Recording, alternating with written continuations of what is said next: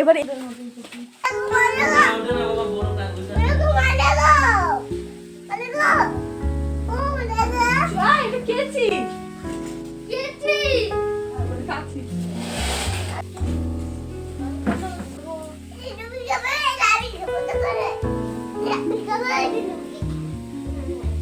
কে খাবে?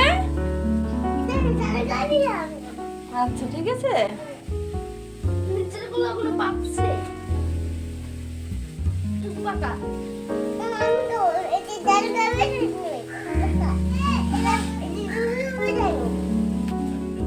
হ্যালো বন্ধুরা, তোমরা সবাই কেমন আছো? আশা করছি যে যেখান থেকেই আমার ব্লগটা দেখছো সকলে আশা করছি ভীষণ ভালো আছো। আমরাও খুব ভালো আছি। নতুন পুরনো সকল বন্ধুদের জানাচ্ছি অনেক অনেক ভালোবাসা। নতুন বন্ধু তোমরা যারা আমার ব্লগটা দেখছো তারা প্লিজ একটু লাইক সাবস্ক্রাইব করে আমার পাশে থেকো। শ্বশুরমশাই চলে এলেন। আজ শ্বশুরমশাইয়ের জন্য রুটি বানিয়েছি আর একটা চচ্চড়ি আর গাছের পাকা কলা। বেশি পাকেনি জানো তো, ওই দু একটা পেকেছে, তো সেখান থেকেই একটা দিলাম। প্রথমে শ্বশুরমশাইয়ের খাবারটা রেডি করেছি, এবার যে খাবারটা দিয়ে দিলাম। এবার তোমাদের দাদাভাই টিফিনটা প্যাক করব।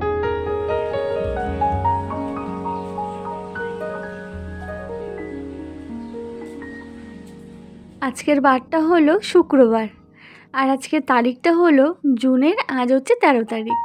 ঘড়ির কাঁটায় বাজে এখন 1:30। শ্বশুরমশাই এসে খাওয়া দাওয়া করে বেরিয়ে পড়লো, তারপর আমি এই কাজগুলো শুরু করে দিয়েছি।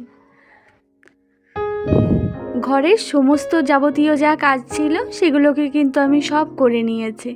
এখন আমি বাইরের এই জায়গাটা, তোমাদের তো এর আগে বলেছিলাম যে এই জায়গাটা পরিষ্কার করব, তো তারপর তো দিদিরা এলো, মানে আর হলো না। আর কেউ এলে দেখবে বাড়তি কাজ কিন্তু একদমই বের করতে ইচ্ছে করে না। প্রতিটা কাজই খুব কষ্টের। আমি তো এটা ভেবেই কাজ করি যে যারা এই কাজগুলো করে তারাও তো রোদে করে, কেন আমি পারবো না? তো আমি এইভাবেই আমার মনে জোর আনি, এভাবেই আমি আমার কাজ করি। যখন আমি যেই কাজটা করি তখন আমি তাদের কথা ভাবি যে তারাও তো এই কাজগুলো করে, তাহলে তারা কিভাবে করে, তাহলে আমি কেন পারবো না? এই এনার্জিটা আনি আর এনার্জিটা এনেই আমি এই কাজগুলো করি। বিশ্বাস করবে না, গরমটা তো কদিন থেকে পড়েছে অতিরিক্ত, আমি ঘেমে ঠেমে পুরো একাকার অবস্থা। কিন্তু আমি টার্গেট নিয়েছিলাম এই কাজগুলোটা আমাকে করতেই হবে। বাচ্চা কাচ্চার বাড়ি, বুঝতেই পারছো, পরিষ্কার। এদিকে তো আমি অনেক গাছপালা লাগিয়েছি, একই বৃষ্টি হচ্ছে, বৃষ্টির কারণে নতুন অনেক আগাছা গাছ জন্মাচ্ছে, তো সেই গাছগুলো পরিষ্কার করতে হবে। আর এই গাছগুলো খুব দ্রুত বেড়ে যায়, কিন্তু আজকেই দেখবে অনেক অল্প ছোট, কালকেই দেখবে আবার দুদিন পরে দেখবে অনেকটাই বড় হয়ে গেছে। তাই এদেরকে যত সম্ভব তাড়াতাড়ি উঠাতে যায় ততই ভালো। সারা বাড়ি আমার মামাম সোনা ঘুরে বেড়ায়, আমার ছেলেটা ঘুরে বেড়ায়, এবং ওরা বাদেও আরও অনেক বাচ্চা আমাদের উঠোনে খেলে। সেই কারণে পরিষ্কার পরিচ্ছন্ন রাখার চেষ্টা করি। হ্যাঁ, একটু কষ্ট হয়, ওই যে বললাম তোমাদের আমি যে যারা এই কাজগুলো করে আমি তাদের কথা মনে করি। তারা তাহলে কিভাবে করে এই রৌদ্র গরমে? এইসব চিন্তাভাবনা যখন করি তখন অটোমেটিক নিজের মধ্যে একটা এনার্জি চলেই আসে, তো তারপরে আর অসুবিধা হয় না। এক্সট্রা যে মাটিগুলো ছিল বেগুন গাছের গোড়ায় দিয়ে দিলাম। এখনো বাকি আছে, একটু জল খেতে হবে, একটু জল খাবো, জল খেয়ে আবার শুরু করবো। এই কাজটা কমপ্লিট হয়ে গেছে, জল খেতে হবে, গলাটা শুকিয়ে গেছে। 1 বোতল জল ফ্রিজে রেখেছিলাম, বের করেই রেখেছিলাম জানো তো, এই যে এখানে। কার গাছে আবার চাবো, বুদ্ধি করে সমস্ত কাজ করতে হয়। তো এই জল খেয়ে নিলাম, জল খেয়ে আবার কাজ শুরু করে দিলাম। এগুলো হলো আমার প্রতিদিনের কাজ বাজ। তো আমি এগুলোই তোমাদের দেখাই। শুক্রবারে আমি এই যে এইসব কাজ করি, তাই আজকে সম্পূর্ণ ব্লগটাই আমি এটা দিয়ে শুরু করলাম। অন্যান্য কাজ দিয়ে শুরু করতে পারতাম, তবে প্রতিদিনই তো ওইসব কাজ দেখাই, তো আজ ভাবলাম একটু অন্যরকম একটু করা যাক। অনেকগুলো গাছের লঙ্কা পেকে যাচ্ছে, পেকে পেকে পড়ে যাচ্ছে, তার আগে কিছু উঠিয়ে নিলাম। আর দেখো অনেকগুলোই উঠিয়েছি, আর অনেকগুলো পচাও বের হলো, সেগুলোকে ফেলে দিলাম। তো ওই পাশটা পরিষ্কার করা হয়ে গেছে। এবার এই যে এখানে যে পুঁই শাকগুলো লাগিয়েছি, এই পাশটা এখন একটু পরিষ্কার করে নেব। আর এই দেখো আমার মাম্মাম সোনা চলে এলো। মাম্মাম সোনা জানো তো ঘুমিয়েছিল, এখন যেহেতু নিজেই বিছানার থেকে নামতে পারে, উঠতে পারে, আর এই যে ছেলের দায়িত্ব ছিল তার বুনুকে দেখে রাখার। আর আমাকে বাবু বলছিল, মা তুমি স্নান করবে না? আমি বলছি হ্যাঁ বাবা করব, একটু এই কাজগুলো হয়ে গেলেই তারপরে আমি স্নানটা করব। সবার স্নান কিন্তু হয়ে গেছে। কদিন থেকে এত গরম পড়েছে, ঘরেই থাকা যাচ্ছে না।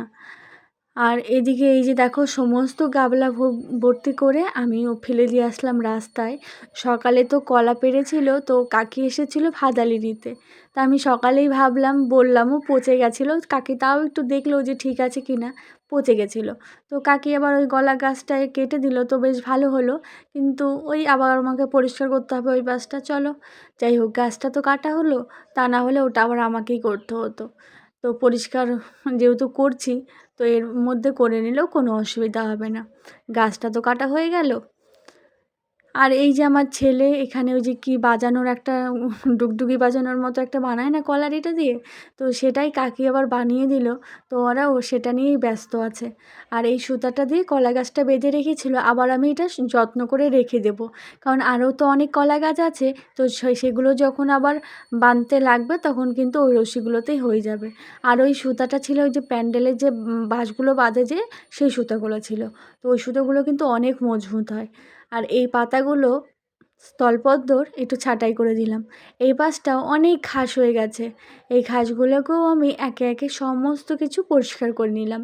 এবার যে কাজটা বাকি আছে, আমি একটা আজকে ঝাড়ু বানতে হবে। আজকের বারটা তো ভালো বার আছে, শুক্রবার, তো আমি একটা ঝাড়ুর জন্য কুচি বানিয়ে নিলাম। তোমরা কি বলো আমি জানি না, তো আমি তো কুচিই বলি। আর এদিকে একদম উঠানটা আজকে ঝাড় দিয়ে তারপরে স্নান করবো। এদিকে যেহেতু নোংরার কাজ করলাম, পাতা টাতা সব ফেলাফেলি হলো, অনেকটাই পড়েছে। তো বিকেল হয়ে গেছে, এখন ওই 4:30টার মতো বেজে গেছে। এদিকে আমি স্নানটা সেরে আমি খেলাম, মামাম সোনাকে খাওয়ালাম, ছেলেকে খাওয়ালাম, তিনজনকে খাইয়ে নিয়েছি। এবার এই যে আবারও বসে পড়লাম। খাওয়ার পর ইচ্ছে হচ্ছিল একটু শুয়ে নিই, কিন্তু এখন শুলে চলবে না। একবার যদি শরীরে ক্লান্তিভাব চলে আসে, আর কোনো কাজই করতে পারবো না। আর আমি এমনই জানো তো, মানে শুবো না একটু শুলে না আমার শরীরে একদম সাথ দেয় না। কিন্তু একটু শুলে ভালো হতো, এখন যদি শুতে যাই, এই যে আমার ঝাড়ুটা বাঁধা হবে না। আর আমার ওই ঝাড়ুটা অনেকটাই ছোট হয়ে গেছে, ওই ঝাড়ু দিয়ে এখন অনেকটাই নিচু হয়ে ঝাড় দিতে হচ্ছে। তো সেই কারণে ভাবলাম না, আজকের বারটা যেহেতু ভালো আছে, তারপরে এরপরে আবার শনিবার, তারপর রবিবার তো এমনিতেও হয় না, আরও হবে না, সোমবারও তো হবে না। তো ভাবলাম চলো আজকে এটা বেঁধে নিই, আরও কাজ আছে জানো তো। এই দেখো আমি বোতলটা কেটে নিয়েছি। এবার চলো এই ঝাড়ুর কুচিটাই যে তোমাদের দেখাচ্ছি, একটু মোটা হয়ে গেছে। আর ঝাড়ুর কাঠিগুলো আমি অনেকগুলো করে উঠিয়ে রেখেছিলাম, যখন ওই পাতাগুলো ছাঁটাই করে তখনই এই যে কাজের পাশাপাশি আমি কিন্তু ওই ঝাড়ুর কাঠিগুলোও উঠিয়েছি। একবার ভাবলাম বাইরে বসি, আবার ভাবলাম না থাক, বাইরে বেশি গরম, ঘরের পর্দাটা উঠিয়ে দিয়ে আসলাম, তাহলে কিছু হাওয়া এদিকে আসবে, মানে কিছু হাওয়া মানে একটু হাওয়াটা পাবো আমি। কারণ এখন মনে হচ্ছিলো, তো বললাম একটু ঘরে বসতে, তো বসলে জানো তো এনার্জিটা একদম ডাউন হয়ে যাবে। যতটুকু এনার্জি আছে ততটুকু আর একদম ইচ্ছে করবে না, কারণ সারাদিন এদিক ওদিক ছোটাছুটি হয়। তারপরে এই যে আবার রাতে ঘুমাতে ঘুমাতে 11:30, সকলের দায়িত্ব পালন করে তারপরে বিছানায় শোয়া, আবার পরের দিন সেই ভোর থেকে আবার কাজ শুরু। এইভাবেই আমার চলছে সময়টা। তো চলো, বেশ এনজয় করছি। খারাপ ভালো দুটো সময়ে আমি হাসি মুখে অ্যাকসেপ্ট করে নিই। আমি মনে করি খারাপ সময়টা আসে বলেই পরবর্তীতে ভালো সময়টা আসবে। আবার খারাপ না আসলে ভালো কদরটা বোঝা যায় না। তাই দুটোই প্রয়োজন আছে। সময় মতো মানুষ চেনা যায়, তার কতটা কদর, তার কতটা গুরুত্ব সেটাও কিন্তু বোঝা যায়। তো চলো দুটো সময়কেই আমি ব্যালেন্স করে চলার চেষ্টা করি। আমি কর্মে বিশ্বাস করি। আমি মনে করি আমি যদি কর্ম ভালো করি তাহলে আমি কোনো না কোনো দিন সেই কর্মটা ফলটা পাবো আশা করি। তো চলো, এই দেখো তোমাদের সঙ্গে বকবক করতে করতে আগে যে বোতলটা কেটেছিলাম সেটাতে একদমই হয়নি। এই যে নীল বোতলটা দেখতে পাচ্ছ এটাতে হলো। আগের বোতলটা আমি ভুল করেছিলাম। কি ভুল করেছিলাম সেটা বলছি তোমাদের। আমি প্রথমে আগে বোতলটা টাইট করে নিয়েছিলাম। টাইটটা মানে তোমার মোমবাতি ধরিয়ে বোতলটা একটু হালকা হালকাভাবে তা দিয়ে ওইভাবে টাইট করেছিলাম। ওটার করার ফলে কি হয়েছে, তারপরে আমি কুচিটা ঢুকিয়েছি, এবার ওটা ফেটে গেছে। যখনই আমি কুচিটায় বাড়ি দিয়েছি তখনই ফেটে গেছে। তারপরে কাকিদের বাড়ি থেকে আবার একটা বোতল নিয়ে এসে এই ঝাড়ুটা দিয়ে এই যে সব ওলট পালট বলছি আমি, এই বোতলটা কেটে তারপরে এই যে আবার বানালাম। একটু সময় লাগলো। চলো, ঝাড়ু তো বাঁধা হয়ে গেছে। এবার এই যে ঝাড়ু তো বাঁধলাম, এবার সমস্ত ঘরটা ঝাড়ু দিয়ে নেবো। কারণ মাম্মাম সোনা ওই যে আমার একবার এদিক থেকে ওদিক করছে, আবার ওদিক থেকে এদিক করছে। তো দেখো কত কিছু বের হলো। আর ঝাড়ুর আগাটা আমি কিন্তু সমান করে কেচিতে কেটে নিয়েছি। আর ওই যে ঝাড়ুটা বানিয়ে ওখানে রেখে দিলাম। এবার বাড়তি যে ছিল সেটাকে ফেলে দিলাম। আর এই যে বস্তাটা দেখছো সেটাকেই আমি এখন করব সেলাই। কারণ এই বস্তাটায় আমরা সকলে হোঁচট খেয়ে পড়ে যাওয়ার মতো অবস্থা হচ্ছে। আর এটা ঘরের সামনে না দিলেও মাম্মাম সোনা জুতো খুলে সকলের আরও বেশি বালি হবে। এই বস্তাটা দেওয়ার কারণ একটাই, দ্বিতীয়ত যাতে মাটি না ওঠে সরাসরি আমাদের ঘরে, সেই কারণে দেওয়া। আর 2 নম্বর হলো এই যে বস্তাটা দেওয়া থাকলে তাহলে কি হয় বলো তো, সরাসরি জুতো এক জায়গায় থাকে আর ওরা ঢোকে আরেক জায়গায়। তো সেই কারণে এটা দিলে তাহলে পাটা সরাসরি বস্তার মধ্যে পড়ছে, সেই কারণে বালিটাও একটু কম ঘরে ঢুকছে। তো সেই কারণে এই বস্তাটা দেওয়া। এই বস্তাটা অনেক দিনই হলো ছিঁড়ে গেছে। প্রথমে আমি মাঝখান থেকে চিড়ে নিলাম। আর এই যে আমার ছেলের সময় হয়ে গেছে, ছেলেকে রেডি করে দিলাম। এবার দুটো বস্তাকে ভালো করে এই যে আমি সেলাই করে দিচ্ছি। সন্ধ্যাটা দেখিয়ে নিয়েছি, সন্ধ্যাটা দেখিয়ে নিলাম। তোমাদের দাদাভাই চলে এসেছিলো, তোমাদের দাদাভাইকে বোতলে জল ভরে দিয়ে তারপরে আমি আবার বসলাম। তোমাদের দাদাভাই গাড়িটা মুছে নিচ্ছে আর আমি এই পাশাপাশি করে নিচ্ছি। আর একটু সেলাই বাকি আছে, এটা করলেই হয়ে যায়। তারপর যাব আমি রান্নাঘরে। আর এই যে নন্দিনী আসলো, নন্দিনী এখন এই যে মাম্মাম সোনাকে নিয়ে যাবে। তো ও মাম্মাম সোনাও যাবে রেডি। তো আমি বলছিলাম আচ্ছা ঠিক আছে, ওই যে চলে গেল দুজনে। এবার আমারও অল্প বাকি আছে, এটা হয়ে গেলে আমিও রান্নাঘরে যাব। তোমাদের দাদাভাই বলছিল আজকে রাতে কী খাবে।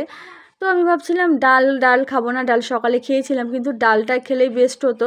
তো আমি ভাবলাম যেহেতু তোমার হচ্ছে গরমে অন্য কিছু খেতে ইচ্ছে করছে না, তো আজকে চলো ডাল খাওয়ার থেকে ডাল সিদ্ধটা আমার কাছে বেশ লাগে। তো আজকে ডাল সিদ্ধ, আলু সিদ্ধ, পাঁপড় ভাজা, আলু ভাজা এইসবই করব। আর এই যে আমার বস্তাটা হয়ে গেছে, তোমাদের দাদাভাই বলছিল দাঁড়াও আমি এটাকে উঠিয়ে দিই। আর বস্তাটা দেখতেই পাচ্ছ কতটা ছিঁড়ে গেছে।